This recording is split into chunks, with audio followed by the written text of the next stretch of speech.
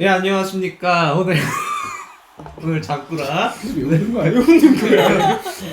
오늘 장꾸라 마가복음 4장 21절에서 34절까지 말씀. 네, 2부 시작하도록 하겠습니다. 육선자님 진행해 주십시오. 바로 텄어요.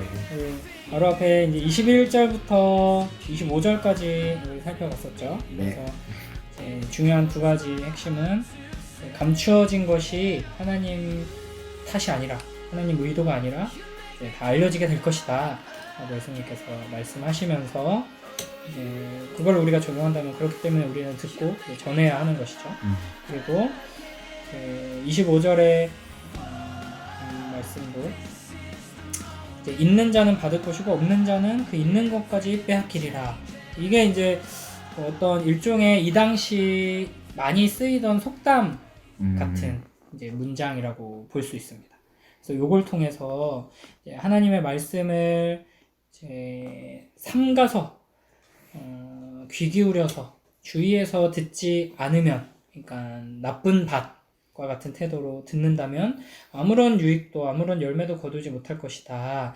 그러나 이제 귀 있는 자는 들으라 하신 그 말씀에 순종해서 귀 기울여서 들으면 이제 좋은 밭과 같은 마음으로 듣고 깨닫고 믿으면 하나님을 아는 지식이 풍성해지고 놀라운 은혜를 30배, 60배, 100배 그 열매를 맺는 것처럼 은혜를 누리게 될 것이다. 우리의 상상을 뛰어넘는 풍성한 은혜를 누리게 될 것이다.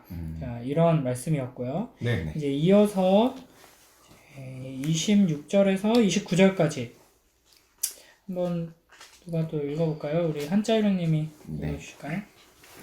또 이르시되 하나님의 나라는 사람이 씨를 땅에 뿌림과 같으니 그가 밤낮 자고 깨고 하는 중에 씨가 나서 자라되 어떻게 그리 되는지 알지 못하느니라. 땅이 스스로 열매를 맺되 처음에는 싹이요 다음에는 이삭이요 그 다음에는 이삭의 충실한 곡식이라. 열매가 익으면 곧 낫을 대나니 이는 추수할 때가 이르렀음이니라. 아멘. 주수. 이것도 비유죠. 또 씨가 등장하는 비유죠. 그래서 비유. 보통 자라나는 씨 비유라고 불리기도 하고요. 이게 다른 복음서에는 없어요. 마가복음에만 등장하는 비유예요. 아, 마태복음이랑 누가복음이 없습니까? 네. 만 있다고 했잖아. 그래. 근데 저는 이게 뭔가 딱 받아들이기가 두 가지로 받아들여지더라고요. 뭐가 맞는지 모르겠으나 일단은 하나는 그냥 일단 한 사람에 대한 믿음의 성장. 나도 그 생각했어. 그 가정이 이제 그래서 믿음이 받았을 때 어떻게 믿음이 자라나는지는 모르지만 그것을 통해서 이제 성장해서 이제 하나님 나라 때 이제 천국으로 간다라는 말과 이제 씨가 뿌려졌는데 어디서 자라날지를 모르는 거죠.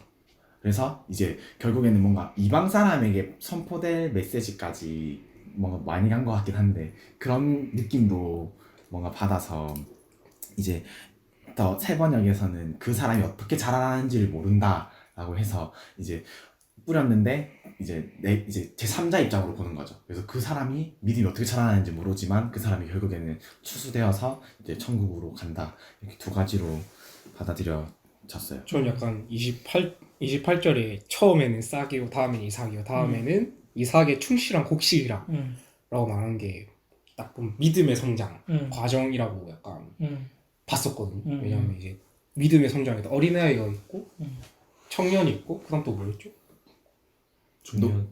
노인은 작년? 장년층? 아무튼 그렇게 믿음이 계속 숙성하면서 이제 숙성이 아니라 성장하면서 왜 숙성되지? 성장함에 따라서 이제 믿음의 깊이도 많이 깊어지고 어찌됐든 열매를 맺는 거잖아요. 그런 의미로 봤어요. 이삭의 충실한 곡식이라고 딱 했을 때 이거는 믿음의 열매다. 딱 이렇게 적용 한번 해봤어요. 참 신기하네요. 근데 진짜 이거 솔직히 신기한 게 분명히 처음에 사람이 씨를 땅에 뿌린 건 맞아요. 근데 아무도 그 씨를 누가 이렇게 키워준다라는 게 한 번도 언급이 되지가 않았거든요. 근데 열매가 그러니까 땅이 스스로 열매를 맺었다고. 그러니까 네. 그 씨가 스스로 성장을 했다는 건데 그러니까 그렇게 근데 그거를 어떻게 그리 되는지를 알지 못한다고 나와 있어. 그치. 네. 그러니까 나는 이게 뭔가 신기할. 땅을 어떻게 키우지? 음. 잡초인가? 잡초인가? 땅이 스스로 열매를 맺었다라고 하는데 이걸 우리가 일반적으로 생각을 해봅시다. 농사를 뭐 지어본 사람 여기 이제 한 명 농사 짓는데 많이 참여해본 사람이 한 분 계신데 이제 표현은 이제 땅이 스스로 했다라고 하지만 사실은 이제 땅에다가 씨앗을 심어서 그 씨앗이 이와 같이 자라나는 게 어디에서 나오는 힘이에요? 땅에서 나온. 아 땅이 아니고 저 햇빛도 햇빛, 받고 물도 받고 땅에 자연의 힘. 자연의 힘. 다시 질문해 주세요. 네, 죄송합니다. 제 질문이 이상했어. 그냥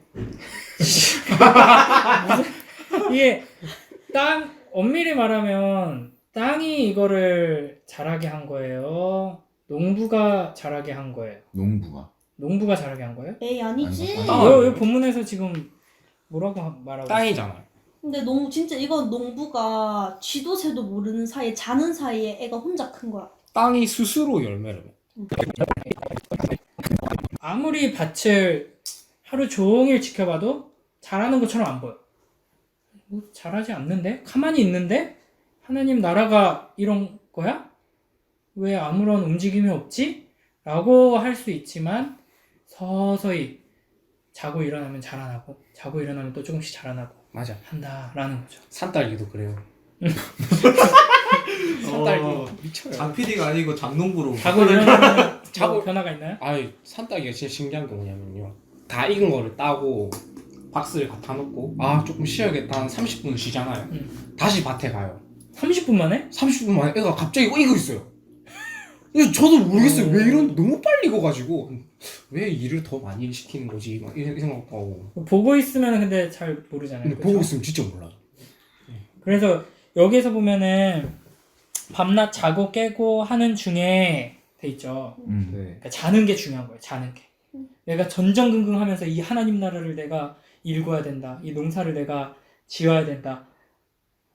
할 수 있는 게 없어요. 근데 기다려야 되는 거예요. 그래서 우리에게도 자는 게 필요한 거죠.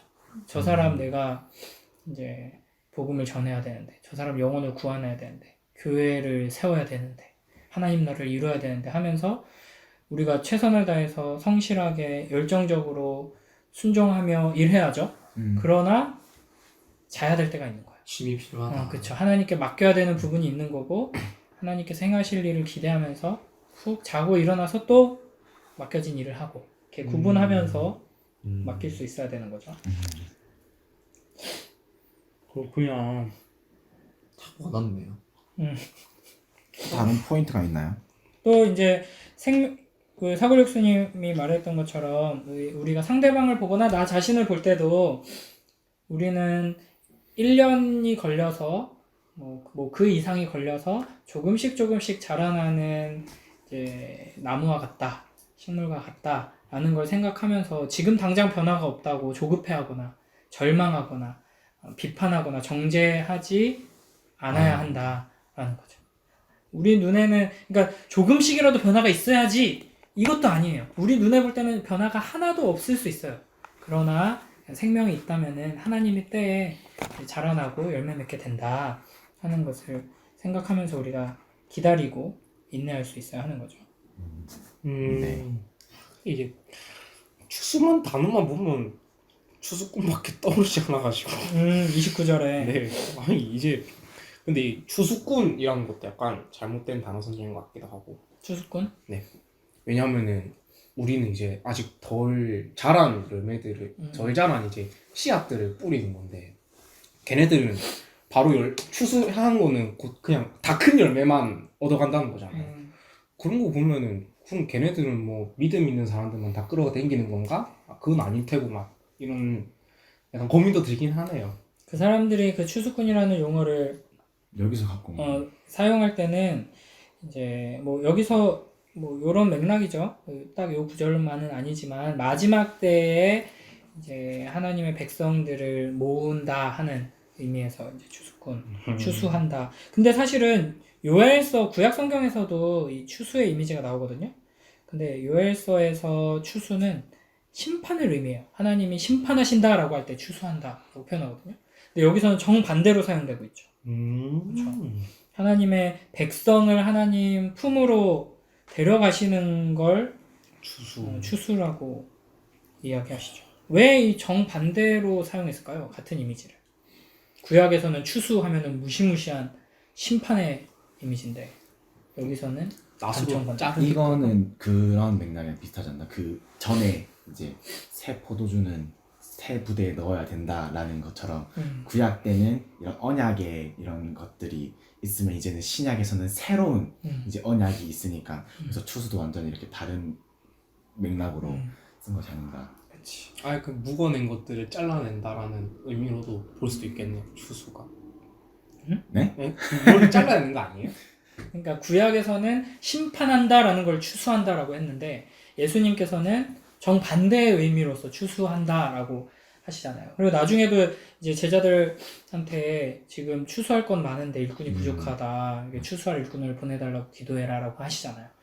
거기서 추수도 이방인들을 이제 하나님께서 심판하실 건데 심판하고 불태워버릴 사람이 부족하다가 아니잖아. 영혼을 구원할 일꾼들이 부족하다. 그러니까 예수님께서 이렇게 이미지를 전복시키시는 것이죠. 바꾸시는 것이죠.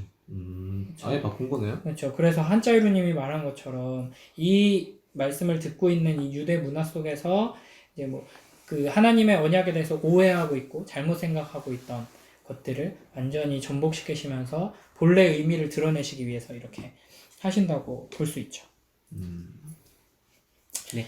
그래서 예수님이 이 열매가 익으면 곧 낫을 대나니 이는 추수 때가 이르렀습니다. 라고 말씀하시잖아요. 네. 그러니까 열매가 익어야지 이제 낫을 된다. 여기에 그 심판의 이미지가 전혀 없는 것은 아니죠. 잘 생각해 보면은 낫을 대. 마지막 때 이제 추수가 되어서 하나님 품에 안기게 된다라고 한다면 정반대 측면에서는 심판이 쪽정이는 열매가 그쵸. 없는 것들은 그렇죠. 그게 다 있는 거죠. 근데 여기서는 이제 이걸 더 강조하시면서 이제 결국에는 마지막 때 준비가 될 때까지 주님께서는 보존하시고 기다리신다 하는 것을 또 여기서 우리가 알 수 있게 되죠. 그렇구나. 참 많은 의미를 내포하고 참 한 구절 한 구절마다 해석할 게 너무 많고. 우리 바로 30절에서 34절까지 하면은 시간이 딱 될 것 같네요. 네. 자, 우리 사골육수님이 한번 겨자씨 비유. 네. 또 이르시되 우리가 하나님의 나라를 어떻게 비교하며 또 무슨 비유로 나타낼까? 겨자씨 한 알과 같으니 땅에 심길 때에는 땅 위에 모든 씨보다 작은 것이로되 심긴 후에는 자라서 모든 풀보다 커지며 큰 가지를 내나니 공중의 새들이 그 그늘에 깃들 만큼 되느니라. 34절까지 읽을까요? 네. 예수께서 이러한 많은 비유로 그들이 알아들을 수 있는 대로 말씀을 가르치시되 비유가 아니면 말씀하지 아니하시고 다만 혼자 계실 때에 그 제자들에게 모든 것을 해석하시더라. 아멘. 네. 자, 유명한 겨자씨 비유죠. 이거는 이런 태도가 제일 위험하다고 그랬죠. 다 아는 건데. 이건 다 아는 건데.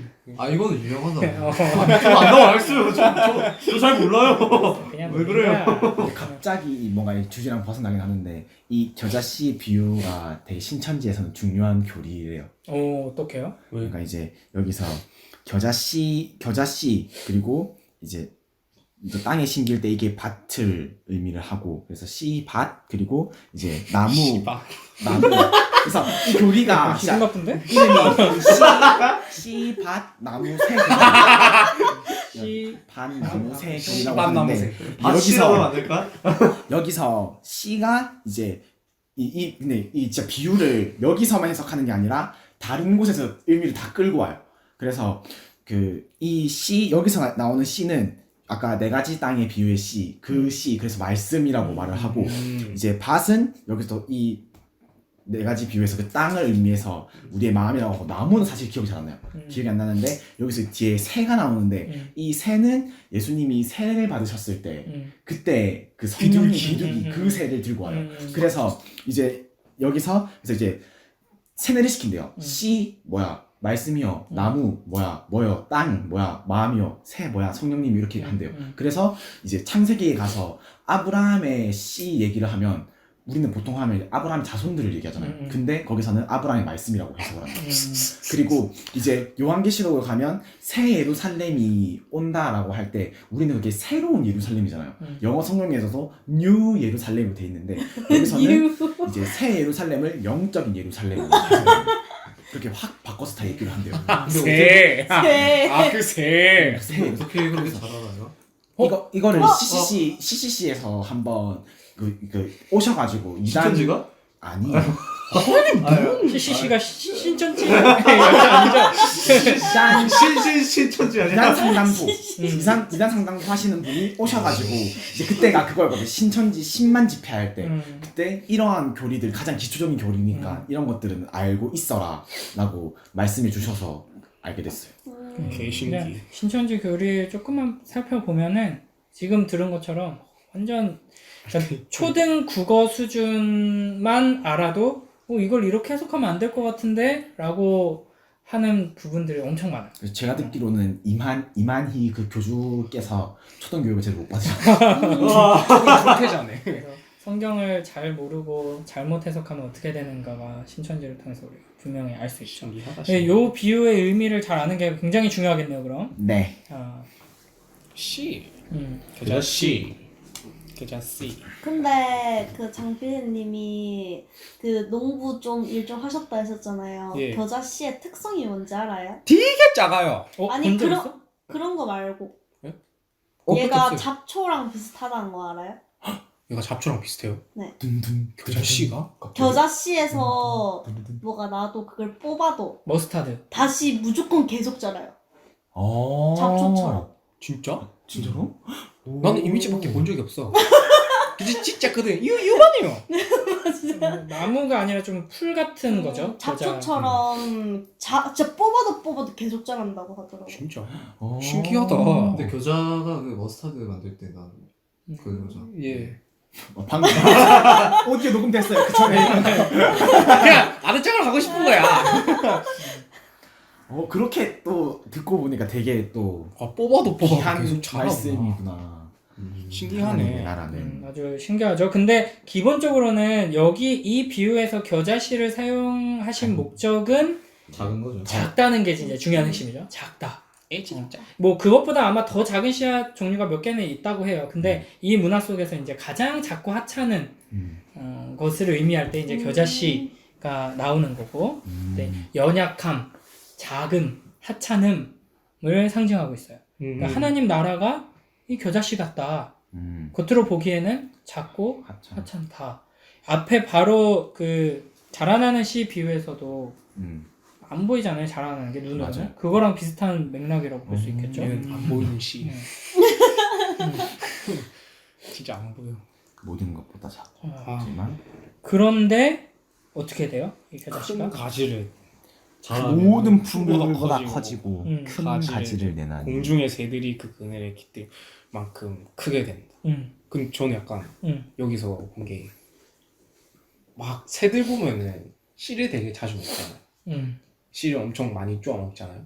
그게 씨가 커서 새들이 거기 막 앉아 있는다, 막 쉰다 이런 거 보면은 내 믿음이 겨자 씨가 제 믿음을 딱 보면은 내 믿음이 하찮고 엄청나게 작을지라도 이게 계속 쑥쑥쑥 자라다 보면 언젠가는 커서 나무가 되고 이렇게 엄청 하면은 그 옛날에 나를 쪼아 먹던 새들 있잖아요. 새들 씨앗이 새들이 이제는 나한테 와서 힘을 얻고 안정감을 얻는다 라는 거기에서 이제 내 믿음이 점점 자라나면은 파급력이 커져서 주변에 있는 안 믿는 사람들이라든지 너의 원수도 나의 원수도 어쨌든 나에게 와서 같이 하나님을 믿고 거기서 안정감 얻지 않을까라는 의미로도 해석을 해봤어요. 엄청난 통찰이다. 근데 제가 아까 처음에 이제 뽑아도 이게 다시 자란다고 했잖아요. 제가 처음 이걸 해석했을 때는 내가 하나님을 믿는 강인함? 이런 걸 솔직히 이렇게 생각했어요. 그러면서 생각했던 게 원래 저랑 저희 엄마는 양다리를 걸치고 있었어요. 그러니까 하나님의 나라에 그리고 세상에 이 현실에 이렇게 양다리를 걸치고 있었는데 나 깜짝 놀랐어. 이렇게 양다리를 걸치고 있었는데 그러니까 어떻게 보면 나는 예수님을 믿어 이렇게 해놓고서는 세상에 나가면 아닌 척 이렇게 되었다는 거예요. 그런데 어떻게 보면 다시는 엄마랑 저는 어떻게 돌아왔잖아요. 그렇게 보면 이 씨앗이 한 명 한 명 마음속에 다 박혀 있는 거예요. 뽑아도 계속 자라나네. 다시 자라나면서 난 돌아가야 돼. 하고 돌아가. 그게 믿음. 그치, 그게 그렇게 믿음의 봐. 특성이죠. 믿음의 특성이야. 따라해. 이거는 내가 따라한 거 같아. 내가 좀 앵무새. 진짜 좋은 목사님들이 많이 나오네요. 그렇죠. 그래서 결국 이 가장 작고 하찮은, 게다가 나무 씨앗이 아니라 풀이에요. 풀 일종의 풀 같은 건데, 이 사진 보니까 그 유채꽃처럼 비슷하게 길쭉하게 자라는 좀 두꺼운 풀 같은 그런 거더라고요. 기둥이 두껍게 있는 풀 같은 거. 근데 뭐 엄청 잘 자라면 막 3m까지 높이 자라기도 한대요. 와, 크다. 근데 여기서는 더 신기한 게 그냥 큰 풀이 되는 게 아니라 큰 가지도 가지를 막 이렇게 뻗는 나무처럼 된다고 비유를 하고 있거든요. 네. 그렇죠? 이게 뭐 다니엘이나 에스겔 31장 3절에서 9절까지를 읽어보면은 백향목 비유라는 게 나와요. 백향목. 혹시 누가 한번 읽어줄까요? 에스겔 31장 에스겔 31장 엑스더를 폈네. 에스겔 31장 3절에서 9절. 네, 제가 읽을게요. 볼지어다 아수르 사람은 가지가 아름답고 그늘은 숲의 그늘 같으며 키가 크고 꼭대기가 구름에 닿은 레바논 백향목이 없느니라. 물들이 그것을 기르며 깊은 물이 그것을 자라게 하며 강들이 그 심어진 곳을 둘러 흐르며 두개 물이 들의 모든 나무에게까지 미치매 그 나무가 물이 많으므로 키가 들의 모든 나무보다 크며 굵은 가지가 번성하며 가는 가지가 길게 뻗어나갔고 공중의 모든 새가 그 큰 가지에 깃들이며 들의 모든 짐승이 그 가는 가지 밑에 새끼를 낳으며 모든 큰 나라가 그 그늘 아래 거주하였느니라. 그 뿌리가 큰 물가에 있으므로 그 나무가 크고 가지에 길어 모양이 아름다우매 하나님의 동산의 백향목이 능히 그를 가리지 못하며 잣나무가 그 굵은 가지만 못하며 단풍나무가 그 가는 가지만 못하며 하나님의 동산의 어떤 나무도 그 아름다운 모양과 같지 못하였도다. 내가 그 가지를 많게 하여 모양이 아름답게 하였더니 하나님의 동산 에덴에 있는 모든 나무가 다 시기하였느니라. 네. 자, 여기서 백향목이 뭘까요? 의미하는 바가 백향목. 아수르 제국이에요. 아수르 제국. 그러니까 아까 아수르 제국을 했잖아요. 그렇죠. 오, 알았던 척. 왜요? 궁금한 게 있어요. 여기서 말하는 레바논 나무 모식이 나왔잖아요. 제가 아는 레바논이 맞아요. 네, 맞아요. 성경에 많이 나오잖아요. 레바논이요? 그쪽 지역을 일컬는 거죠. 레바논 나라가 지역 이름이었구나. 자, 여기에서 이제 이미지를 이제 한번 나중에 한 번 더 이 구절을 한번 쭉 보면서 이미지를 생각해 보세요. 여기에서 나오는 이야기는 아수르 제국에 대한 이야기인데 아수르 제국이 어마어마하게 큰 백향목 나무로 그려지고 있어요. 그리고 거기에 막 새들이 막 몰려들어서 이제 있는 거죠. 그 새들은 뭐를 의미하냐면 여러 큰 나라들을 의미하는 거예요. 그래서 이 아수르가 어떻게 된다는 거냐? 수많은 나라들을 품고 있는 거대한 제국이 된다라는 걸 이 나무에 깃든 새의 이미지로 보여주는 거죠. 요 맥락 속에서 이 예수님의 비유를 이해해야 되는 거예요. 그러니까 신천지처럼 헛소리를 하면 안 되는 거죠. 그 연결을 할 거면 바로 앞에 그 네 가지 밭의 뭐 비유나 이런 걸 보면서 거기에도 이제 길가에 씨앗을 먹는 새가 나오잖아요. 거기에 가까운 데 연결을 하던지 성령님으로 새를 연결하는 것은 성경에 새가 엄청나게 많이 나오는데 굉장히 인위적이죠. 제가 이 큰 가지도 그거였었던 것 같아요. 그 포도나무 비유 있죠. 거기를 비교했던 것 같아요. 제 그러니까 기억상. 무더기로 막 짜맞춰가지고 그러니까 진짜로 책을 읽을 수 있는 기본적인 능력만 돼도 이제 그렇게 이상하게 해석하는 게 얼마나 억지인지는 아마 다들 느낄 거예요. 근데 여기서는 분명하게 이 이미지를 차용한 거예요, 예수님께서. 그래서 이제 이 비유를 듣는 사람들이 어떤 작은 겨자씨가 큰 나무가 되고 그 큰 나무에 새들이 깃든다라는 이야기를 들으면 즉시 이 에스겔의 이 환상, 이 이미지를 떠올리게 되는 거죠. 그러니까 하나님 나라가 겨자씨로 시작했잖아요. 아주 작고 하찮고 보잘것없어. 근데 아수르와 같이 백향목 큰 나무처럼 돼서 수많은 나라들이 거기 깃들 정도로 제국이 된다라고 말하는 거예요. 그러니까 가장 작은 것에서 시작해서 이스라엘 사람들이 생각하기에 가장 크고 거대하고 강력한 제국의 이미지로 연결이 되는 거죠. 근데 시기한다고 하지 않았어요? 네? 백향목을 다른 나무들이 어디에서요? 그만큼 강하다는 아름답고 멋있다 강하다. 그런 의미지. 그런 건가요?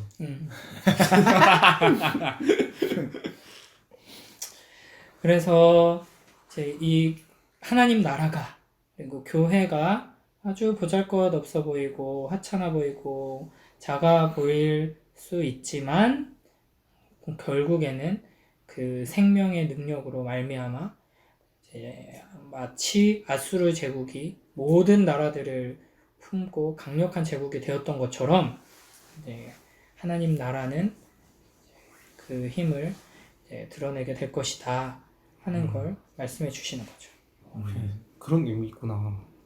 저 그냥 겨자씨가 어렸을 때부터 지금까지 계속 겨자씨 비유를 든다고 하면은 제 믿음 이런밖에 연결 안 쳤거든요. 겨자씨 같은 거. 그 비유는 또 다른 데 다른 나오죠. 데서 있죠. 네. 그래서 겨자씨 같은 믿음. 그러니까 그것밖에 생각이 안 나가지고 계속 이런 묵상을 했던 것 같은데 또 하나님 나라랑 연결이 되니까 좀 더 신기하네요. 사실 읽을 때는 이제 거의 모든 말씀이 다 믿음으로 연관이 연결이 지었어가지고 사실 읽을 때도 여기 다 비유에도 다 적혀 있는데 하나님의 나라는 되어 있는데 애초에 그냥 그거를 다 읽자마자 바로 딱 까먹고 그냥 묵상을 했었던 믿음. 것 같아요. 고정관념 안에서 잘 못 벗어나죠. 그래서 낯설게 읽기가 굉장히 중요해요. 처음 읽는 것처럼 자세하게 꼼꼼하게 읽고. 항상 새롭네요. 말씀. 그래서 실제로 우리가 세상 역사를 보고 교회사를 보고 지금 하나님 나라가 어떻게 이어져 오고 있는가를 살펴보면은 아주 하찮게 작게 시작했죠. 초대교회도 그렇고 이제 거의 로마 시대 속에서 한 300년 동안 계속 핍박을 받게 되었고, 그러나 지금 하나님 나라가 어떠한가 보면은 지금 뭐 되게 우리는 얼핏 생각하면은 뭐 교회, 하나님 나라, 기독교 굉장히 뭐 힘이 없고 능력도 없어 보이지만 세계로 눈을 돌려서 봤을 때는 그렇지 않아요. 전혀. 그렇죠. 영향력입니다. 영향력이 있다고 생각해요. 이슬람이 뭐 엄청 힘세고 막 강력하게 성장하고 있고 교회는 아무 힘이 이제 없어진 것처럼 보이지만 그렇지 않아요. 지금도 땅끝에서는 엄청난 역사들이 일어나고 있고 수많은 교회들이 세워지고 있고 놀라운 역사가 일어나고 있고 하나님 나라는 계속해서 확장되고 있는 거죠. 그리고 서양 문화도 사실 보면 기독교 문화에 기초돼서 성장한 거잖아요. 그런 거 보면 참 대단한 것 같아요. 기반이 기독교 기반인 게 거의 다 그렇지 않나? 서양 문화들을 보면 서양 문화들은 다 그렇죠. 세계의 영향을 가장 많이 미친 종교죠. 종교니까. 우리나라도 솔직히 서양의 문화들 많잖아요. 그런 거 보면 참 하나님의 나라 대단하다. 예. 꼭 이제 어떤 뭐 서양의 문화, 기독교 문화 뭐 요런 쪽만 이제 이 하나님 나라를 이해하는데 국한시킬 수는 없지만 이제 넓게 봤을 때 그런 걸 포함해서 이제 하나님 나라는 지금도 여전히 힘있게 성장하고 있고 전진하고 있다. 계속해서 나아가고 있다 하는 걸 우리가 또 생각할 수 있고, 그런 걸 생각하면서 이제 이걸 그 다음 단계로서 우리의 공동체나 개인의 신앙생활, 믿음 이런 데 이제 우리가 적용을 할 수 있는 거죠. 그렇구나. 그럼 이제 33절로 33절로 가보시죠. 빨리 가봅시다. 이거 빨리 비유로 자, 가보시죠. 우리 달마님 한번 달마님. 33절, 34절 읽어주세요. 네. 예수께서 이러한 많은 비유로 그들이 알아들을 수 있는 대로 말씀을 가르치시되 비유가 아니면 말씀하지 아니하시고 다만 혼자 계실 때 그 제자들에게 모든 것을 해석하시더라. 네. 이것도 이제 앞에서 계속 반복해서 나오는 설명인데, 그러니까 예수님께서 비유로 말씀하시는 목적은 두 가지예요. 잘 설명해주기 위해서. 그래서 제자들과 곁에 있는 자들에게 계속 해석해 주시고 비유로 말씀하신 다음에 그걸 자세히 설명해 주시고 하는 방식으로 그래서 이제 알아들을 수 있도록 이제 가르치시죠.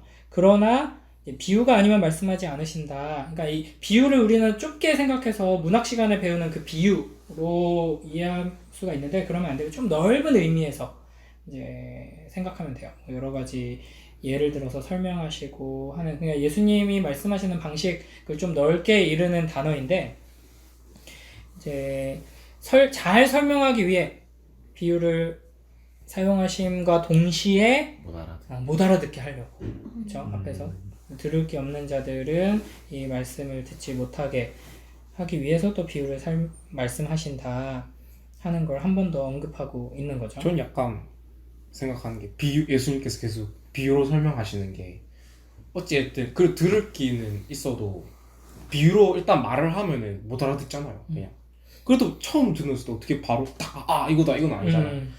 그래서 약간 생각해 본 게 이 딱 비유로 듣고 계속 곱씹어보라는 그런 것도 약간 있는 것 같아요.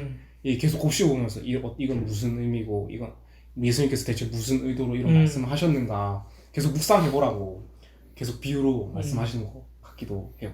그리고 어떤 맛인지에 따라서 비유로 말씀하시면 제자들이나 또 제자들과 함께 있는 또 무리들은 예수님한테 물어보잖아요. 와서 이 비유 무슨 말씀하신 거예요? 무슨 의미예요? 그러는 사람들한테는 설명해 주는 거고 좋은 밭이 아닌 이들 들을 기가 없는 이들은 그거 듣고는 그냥 뭐야 이러고 무시해버리거나 관심을 갖지 않거나 공격적으로 반응하거나 이렇게 여기서 이미 갈리게 되는 거죠. 그렇죠. 그리고 이제 이걸 보면서 이제 이걸 보면서 좀 느꼈던 게 묵상을 어떻게 하는가 가 보이는데 이제 가장 중요한 키포인트는 결국 예수와 함께 해야 된다.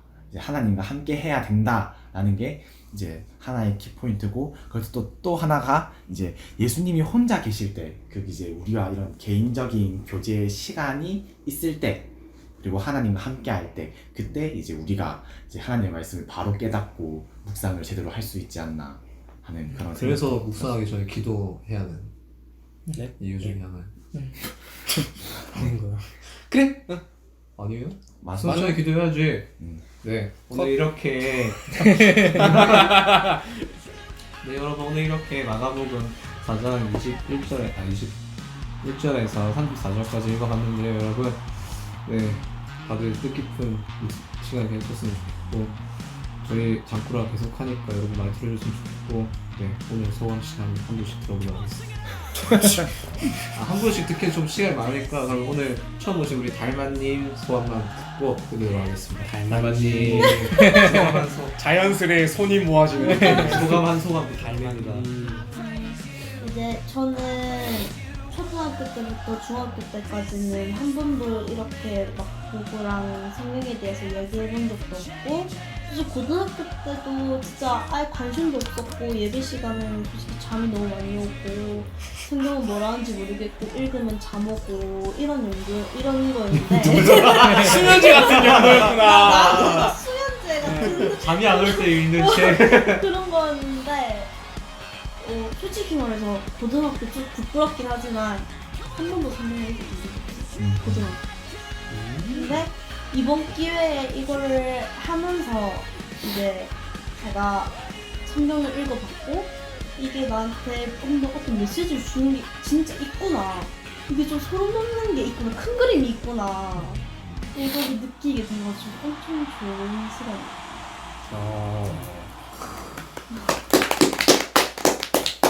근데 네가 여기서 제일 묵상을 잘했어. 여러분 들으셨죠? 저희는 언제나 열려있는 라디오입니다. 여러분 많이 신청해주세요. 많이 신청 부탁드립니다 여러분. 네. 네. 네 여러분 네. 그러면 다음 시간에 만나요. 안녕.